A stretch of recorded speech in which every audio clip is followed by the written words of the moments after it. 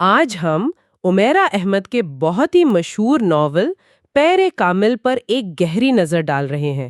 یہ وہ ناول ہے جس نے نہ صرف پاکستان بلکہ دنیا بھر میں اردو پڑھنے والوں کو بہت متاثر کیا ہے۔ جی بالکل، اور آج ہم صرف کہانی نہیں دہرائیں گے بلکہ ایک تجزیاتی جائزے کے روشنی میں بات کریں گے۔ ہاں، مقصد یہ سمجھنا ہے کہ اس کے خاص پیغامات کیا ہیں، کردار کیسے ہیں اور یہ اتنا مقبول کیوں ہوا۔ یقیناً، اور جو تجزیہ ہمارے سامنے ہے وہ اسے صرف ایک روحانی سفر نہیں مانتا۔ اچھا، جی، وہ کہتا ہے کہ یہ جدید اردو ادب میں ایک اہم موڑ ہے۔ اس کی اصل طاقت کرداروں کے اندر کی کشمکش اور ان کی تبدیلی میں ہے۔ تو چلے یہیں سے شروع کرتے ہیں۔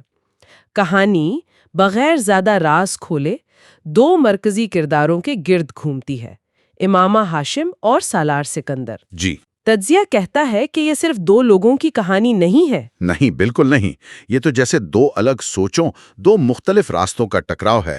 ایک طرف ایمان کی مضبوطی ہے تو دوسری طرف وہ شک جو ذہانت سے پیدا ہوتا ہے۔ صحیح، امامہ جو ایک مذہبی گھرانے سے ہے اسے اپنے عقیدے کے لیے لڑنا پڑتا ہے۔ بالکل، اور سالار جس کا IQ 150 سے زیادہ ہے، وہ اپنی ذہانت کو استعمال کرتا ہے دنیا اور مذہب پر سوال اٹھانے کے لیے۔ تجزیہ کہتا ہے کہ یہی چیز قاری کو فوراً پکڑ لیتی ہے۔ یہ انتہاؤں کی کہانی ہے۔ اور یہیں سے پھر ناول کے جو بنیادی موضوعات ہیں وہ سامنے آتے ہیں۔ تجزیہ سب سے زیادہ زور دیتا ہے روحانی تبدیلی پر، خاص طور پر سالار کے کردار میں۔ جی ہاں، یہ صرف مذہب بدلنا نہیں ہے نا، یہ ایک مکمل ذہنی اور آپ کہہ لیں نفسیاتی تبدیلی ہے۔ بالکل درست۔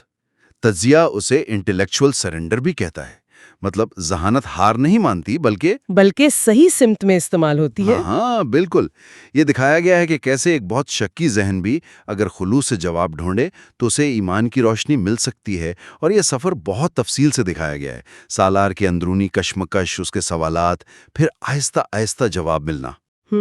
اچھا، ایک اور اہم موضوع جس کی تعریف کی گئی ہے وہ ہے سچی محبت کا تصور۔ جی یہ عام رومانوی محبت سے کچھ ہٹ کر ہے۔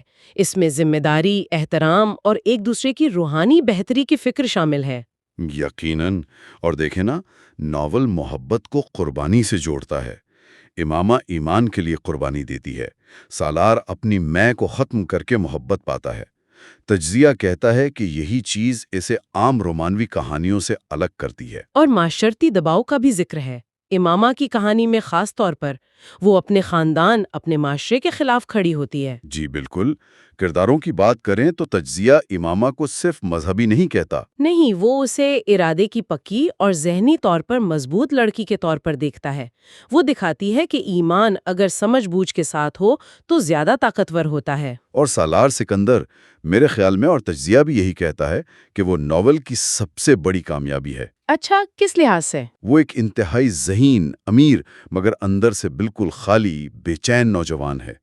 اس کی جو تبدیلی ہے وہ اتنی حقیقی لگتی ہے کہ قاری اپنی زندگی اور اس کے مقصد پر سوچنے لگتا ہے۔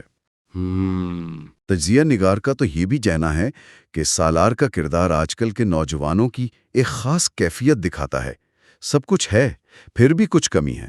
شاید اسی لیے اس ناول کا اثر اتنا گہرا ہے، اتنا دیر پا ہے۔ تجزیہ کہتا ہے کہ پیر کامل نے اردو ناول میں ایک نئی راہ دکھائی، تفریح کے ساتھ ساتھ گہری سوچ اور روحانی سوالات بھی۔ بلا شبہ، اس نے ثابت کیا کہ مذہب اور روحانیت جیسے موضوعات پر بھی دلچسپ اور مؤثر انداز میں لکھا جا سکتا ہے، اور نوجوانوں میں اس کی مقبولیت جی، وہ تو غیر معمولی ہے۔ وہ اس بات کا ثبوت ہے کہ لوگ آج بھی زندگی کے بڑے سوالوں کے جواب ادب میں ڈھونڈتے ہیں۔ تجزیہ اسے صرف کتاب نہیں، ایک ثقافتی مظہر کہتا ہے، ایک کلچرل فینومینا۔ تو خلاصہ یہ کہ جو تجزیہ ہم نے دیکھا وہ پیر کامل کو ایک ایسی تخلیق مانتا ہے جو ہمیں اپنے اندر جھانکنے، اپنے یقین پر غور کرنے اور زندگی میں اصل سکون کو تلاش کرنے کی ترغیب دیتی ہے۔ جی، اور بنیادی پیغام یہی ہے کہ حقیقی سچائی اور سکون کا راستہ اللہ کی طرف ہی جاتا ہے۔ یہ صرف کہانی نہیں، ایک طرح سے آئینہ ہے۔ بالکل، جو قاری کو اپنا عکس دکھاتا ہے اور بہتری کا راستہ بھی سجھاتا ہے۔ اور آخر میں ایک سوال جو ذہن میں آتا ہے، جو شاید براہ راست تجزیے میں نہیں پر ناول کی روح سے جڑا ہے۔